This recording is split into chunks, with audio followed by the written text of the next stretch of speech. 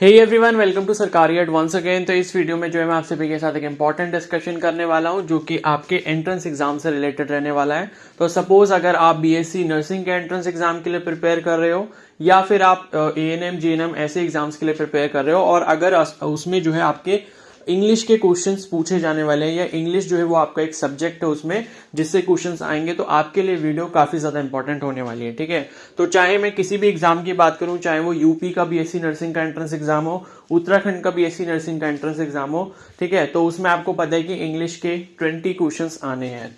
मतलब यूपी वाले में भी इंग्लिश और जीके दोनों मिला के 40 क्वेश्चंस हैं, तो इंग्लिश के 20 क्वेश्चंस रहेंगे उसमें और उत्तराखंड वाले में भी 20 क्वेश्चंस रहेंगे। और अगर हम एएनएम जीएनएम की बात करें उत्तराखंड में भी, तो वहां पर भी इंग्लिश के क्वेश्चंस आएंगे। आई थिंक जीएनएम में आएंगे, एएनएम में नहीं आते हैं। ठीक है, तो ऐसा कुछ है, देख लेना एक बार सिलेबस। तो जो भी है, तो उसमें जो है कौन कौन से टॉपिक्स पर आपको ध्यान देना है वो हम लोग इस वीडियो में डिस्कस करेंगे। और आप जो है, जो मैं आपको ये सिलेबस बताने वाला हूं कि जो जो टॉपिक से क्वेश्चंस आते हैं उन्हीं पर जो है मैं वीडियोस अपलोड करूंगा, उन्हीं पर जो मैं क्वेश्चन प्रैक्टिस करवाऊंगा आप लोगों को, सो दैट कि आपका पूरा इंग्लिश का सिलेबस कंप्लीट हो जाए आपके एग्जाम से पहले पहले। ठीक है, तो काफी टाइम से स्टूडेंट्स रिक्वेस्ट कर रहे थे कि इंग्लिश के क्वेश्चन प्रैक्टिस करवा दो, इंग्लिश का कुछ पढ़ा दो। तो फाइनली अब मैंने जो है प्लान बना लिया कि किस तरीके से करना है। तो सबसे पहले जो मैं आपको सिलेबस बता देता हूँ, टॉपिक्स बता देता हूँ, सो दैट कि आपको अगर अपने आप से खुद से टाइम मिलता है तो आप इन पर क्वेश्चन प्रैक्टिस कर सकते हो। ठीक है, बाकी टॉपिक वाइज जो मैं वीडियोस अपलोड करूंगा, तो जितने भी टॉपिक हैं हर टॉपिक पर एक वीडियो होगी और वो वीडियो आप देख लेना, 10 से 15 मिनट या 20 मिनट की होगी।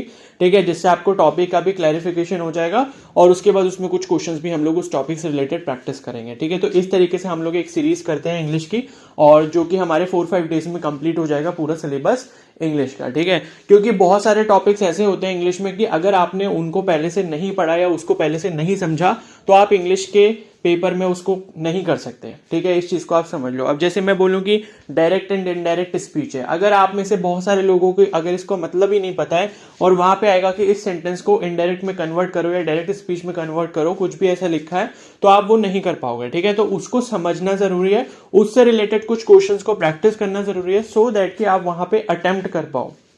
ठीक है, और देखो इंग्लिश भी जीके की तरह इतना वास्ट सब्जेक्ट है कि जितना उसको प्रैक्टिस करते रहो, मतलब एक मैथ्स जैसे ही सब्जेक्ट है कि जितना प्रैक्टिस करो वो उतना अच्छा होता है। तो अभी हमारे पास जितना टाइम है हम उसके अकॉर्डिंग अपना पेज सेट करेंगे और उसके अकॉर्डिंग इसको स्टडी करेंगे। ठीक है, तो चैनल पर नए हो तो जरूर सब्सक्राइब कर लो और बेल आइकन को प्रेस कर लो, सो दैट जब भी मैं इन टॉपिक्स पर अभी वीडियोस अपलोड करना स्टार्ट करूंगा तो उसकी नोटिफिकेशन आपको मिलते रहेंगे। ठीक है, तो पूरा इंग्लिश का सिलेबस हम लोग करने वाले हैं, जितना मैक्सिमम हो सकता है उतना करेंगे। ठीक है, और सो दैट कि आपका जो है स्कोर काफी ज्यादा इंप्रूव हो पाए। और बाकी नर्सिंग एप्टीट्यूड पे भी मैंने काफी सारी वीडियोस अपलोड करी है, उनको भी जाकर चेक कर लेना, चैनल पर प्लेलिस्ट मिल जाएगी आपको। तो नर्सिंग एप्टीट्यूड से रिलेटेड भी मैंने काफी सारी वीडियोस क्वेश्चन से रिलेटेड क्वेश्चंस आपको प्रैक्टिस करवाए, टॉपिक्स बताए, तो वो देख लेना जाके। ठीक है, तो यहाँ पर हम लोग टॉपिक्स देखते हैं। तो पहला टॉपिक है हमारा टेंसेस। तो टेंसेस की नॉलेज आपको होनी चाहिए, पास्ट टेंस क्या होता है, सिंपल पास्ट क्या होता है, ठीक है, और पास्ट परफेक्ट क्या होता है। तो इस तरीके से पास्ट, फ्यूचर और आपका जो प्रेजेंट टेंस है इनकी नॉलेज आपको होनी चाहिए। कॉन्टिन्यूअस क्या होता है, ठीक है, आईएनजी किस में आता है, नहीं आता है, ठीक है, हैड किस में आता है, हैव किस में आता है, तो ये सब आपको जो है नॉलेज होनी चाहिए। तो ये टॉपिक हम पढ़ेंगे। उसके बाद नेक्स्ट है डायरेक्ट एंड इनडायरेक्ट स्पीच। ठीक है, तो direct and indirect speech basically ये होता है कि अगर आपकी कोई बात जो है वो अगर थर्ड पर्सन किसी को बोल रहा है तो वो आपका इनडायरेक्ट हो जाता है। ठीक है, जैसे मैंने अपने फ्रेंड को बोला कि तुम मुझे नोटबुक दे दो, ठीक है, तो मैंने क्या करा, डायरेक्टली उसको बोल दिया। लेकिन अगर कोई थर्ड पर्सन होगा, अगर सपोज आप होगे, तो आप ये चीज बोलोगे कि मैंने मैंने अपने दोस्त से ये बोला कि उसको जो है नोटबुक चाहिए। ठीक है, मतलब आप जो हो किसी को इशारा करके बोल रहे कि इसने इससे ये वाली बात बोली, तो वो इनडायरेक्ट हो जाता है। ठीक है, तो वही उसके रूल्स वगैरह हम लोग पढ़ेंगे। और उसके बाद है एक्टिव एंड पैसिव वॉइस। ठीक है, तो ये भी मोस्ट इंपॉर्टेंट है, इससे भी क्वेश्चंस प्रीवियस ईयर में पूछे गए हैं। ठीक है, और उसके बाद है इडियम्स एंड फ्रेजेस। ठीक है, तो जिसे हम हिंदी में मुहावरे और लोकोक्तियां बोलते हैं। ठीक है, तो वो हम लोग देखेंगे, जो जो इंपॉर्टेंट होंगे वो देखेंगे। फिर filling the blanks. Filling the blanks basically हम लोग सबसे लास्ट में करेंगे। ठीक है, क्योंकि फिलिंग द ब्लैंक्स इन सब टॉपिक्स के ऊपर होंगे, जिसमें आपको प्रीपोजिशन, डिटर्मिनर्स, आर्टिकल्स, इनको यूज करके फिलअप्स को फिल करना होगा। ठीक है, और उसके बाद है करेक्टली स्पेल्ड वर्ड। इससे तो क्वेश्चन आते ही आते हैं, 2 क्वेश्चन कम से कम आते ही आते हैं। तो करेक्टली स्पेल्ड वर्ड यानी कि जो स्पेलिंग है वो आपको बतानी है, करेक्ट स्पेलिंग। 4 ऑप्शन दिए होते हैं, जैसे मतलब एनोनिमस लिख दिया, ठीक है। एनोनिमस को 4 तरीके से लिख दिया जाएगा, 4 ऑप्शन में उसकी अलग अलग स्पेलिंग लिखी होगी, तो आपको फाइंड आउट करना है कि एनोनिमस की करेक्ट स्पेलिंग कौन सी है, ठीक है। या सपोज जैसे कुछ अच्छे वर्ड्स होते हैं, जैसे मिसिसिपी है, ठीक है, मिसिसिपी जो वर्ड है उसकी करेक्ट स्पेलिंग क्या होगी, तो इस तरीके के जो है वर्ड्स पूछे जाते हैं। फिर नेक्स्ट है हमारा सिनोनिम्स एंड एंटोनिम्स, ठीक है, तो जिसे हम पर्यायवाची और जो है मतलब विलोम शब्द बोलते हैं, मतलब जो ऑपोजिट इन मीनिंग होते हैं, ठीक है, तो वो हम लोग पढ़ेंगे इंपॉर्टेंट वाले। और जंबल वर्ड्स, ठीक है, तो जंबल वर्ड्स का मतलब ये है कि आपको क्या है, सेंटेंस का थोड़ा स्टार्टिंग वाला पार्ट दिया जाएगा और थोड़ा सा आखिरी वाला पार्ट दिया जाएगा, उसके बीच में आपको सेंटेंस पूरा कंप्लीट करना होगा। 4 ऑप्शन, मतलब 4 आपके पास पॉइंट्स होंगे, सपोज PQRS, तो PQRS में अलग अलग एक एक लाइन स्टेटमेंट की लिखी होगी, उनको आपने इस तरीके से अरेंज करना है कि जो आपके पास सेंटेंस में खाली जगह दी गई है, जिसका पहला थोड़ा सा पार्ट दिया है, आखिरी कुछ पार्ट दिया है, अगर हम उसको बीच में अरेंज करेंगे PQRS को, किसी भी ऑर्डर में हो सकता है, वो PQRS भी हो सकता है, PRQS भी हो सकता है, QRPS भी हो सकता है, QPRS भी हो सकता है, कुछ भी हो सकता है, ठीक है। तो किस फॉर्मेट में हम उसको अरेंज करें कि वो जो सेंटेंस है वो एक मीनिंगफुल सेंटेंस बन जाए, या करेक्ट प्रोनाउंसिएशन, मतलब करेक्ट जो है उसका मीनिंग बन जाए, ठीक है। तो वो आपका जंबल वर्ड्स में हो गया। फिर एरर्स है, तो एरर्स आप तभी कर पाओगे जब आपको टेंसेस की नॉलेज होगी, प्रीपोजिशंस की नॉलेज होगी, डिटर्मिनर्स की नॉलेज होगी, आर्टिकल्स की नॉलेज होगी, ठीक है। तो एक कोई भी सेंटेंस दे दिया जाता है, उसको 4 पार्ट्स में तोड़ देंगे, ABCD, और वो सेंटेंस में किसी भी एक पार्ट में जो है गलती हो सकती है, वो गलती आपको ढूंढनी होती है, बताना होता है कि कौन से वाले पार्ट में गलती है, A वाले में है, B वाली में, C वाली में, D वाली में, ठीक है। या जो है इसमें नो एरर है, कि इसमें कोई गलती है ही नहीं, ये सेंटेंस बिल्कुल सही लिखा हुआ है, ठीक है, तो वो आपके एरर्स हो गए। फिर है आपका वन वर्ड सब्स्टिट्यूशन, ठीक है, तो वन वर्ड सब्स्टिट्यूशन का मतलब ये है कि जैसे कोई भी सेंटेंस लिखा होगा, आपको उसके लिए एक वर्ड बताना होगा, ठीक है। जैसे कि एक सेंटेंस आया कि a man who loves to donate, ठीक है, मतलब जो डोनेट करने के लिए, जो डोनेट करना जिसको काफी ज्यादा पसंद है, या लोगों की हेल्प करना काफी ज्यादा पसंद है, ठीक है। तो इसके लिए सपोज एक हम वर्ड यूज कर सकते हैं फिलैंथ्रोपिस्ट, ठीक है। तो फिलैंथ्रोपिस्ट का मतलब ये होता है जो दूसरों का जो है मतलब भला चाहता है, या इस तरीके का, तो उस तरीके के आपसे जो है एक सेंटेंस दिया जाएगा, उसका पूछा जाएगा कि इसको हम क्या बोलेंगे।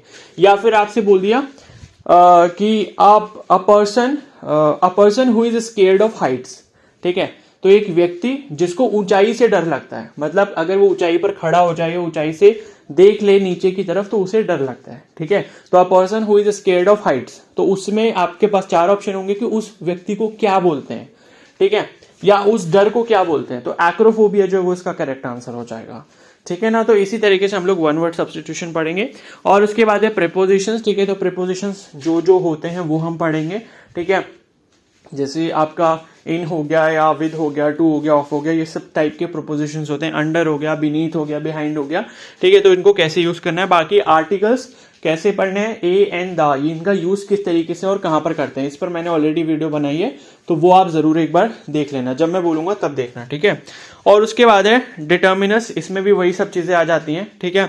और कंप्रहेंशन, लास्ट में कंप्रहेंशन देखेंगे हम लोग। तो कंप्रहेंशन में बेसिकली क्या होता है, पैसेज होता है, मतलब आपको क्या है, एक पूरा क्या बोलते हैं, पैराग्राफ दिया जाएगा, उस पैराग्राफ को आपको पढ़ना होता है, उसको थोड़ा सा समझना होता है, और क्वेश्चंस पूछे जाते हैं उस पैराग्राफ के ऊपर। 3 या 4 क्वेश्चंस आपसे एक पैराग्राफ से पूछे जाएंगे, ठीक है, अलग अलग लाइन में उसके आंसर होते हैं। तो आपको क्या करना है, क्वेश्चन पढ़ना होता है, पहले पैराग्राफ एक बार पढ़ लोगे तो आपको एक सेंट्रल थीम मिल जाएगा कि इस पैराग्राफ में बेसिकली दिया क्या है, ठीक है। आपको एक आइडिया मिल जाता है कि इस पैराग्राफ में किस चीज की बात हो रही है, किस लिए बात हो रही है, जो ऑथर है वो क्या बताना चाहता है, जो रीडर है, पढ़ने वाला जो है, वो उसको क्या समझना चाहिए इस पैराग्राफ को समझ के, ठीक है।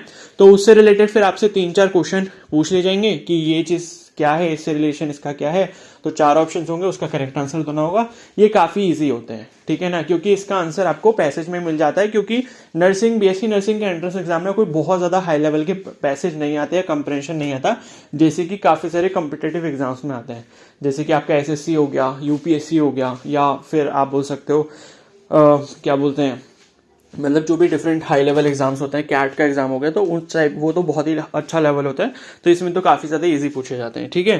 तो ये आपका कंप्रेंशन वाला पार्ट हो गया। तो यही सारे आपके मोस्ट इंपॉर्टेंट टॉपिक हैं। अब हम लोग क्या करेंगे, एक एक वीडियो में इसको कवर करेंगे। तो आप सभी से रिक्वेस्ट है कि सभी वीडियोज आप देखना, और उन वीडियोज को क्या करूंगा मैं, एक प्लेलिस्ट में कंपाइल कर दूंगा, ठीक है। तो बाद में भी अगर कोई देख रहा होगा तो उस प्लेलिस्ट को जाके चेक कर लेगा, उस प्लेलिस्ट का लिंक आपको हर वीडियो के नीचे मिल जाएगा। मतलब जो भी वो वीडियोस अपलोड करूंगा मैं इंग्लिश वाली, तो हर वीडियो के नीचे उसका लिंक होगा प्लेलिस्ट का। तो पार्ट 1, पार्ट 2, पार्ट 3, पार्ट 4 इस तरीके से हम लोग सीरीज कंटिन्यू करते जाएंगे।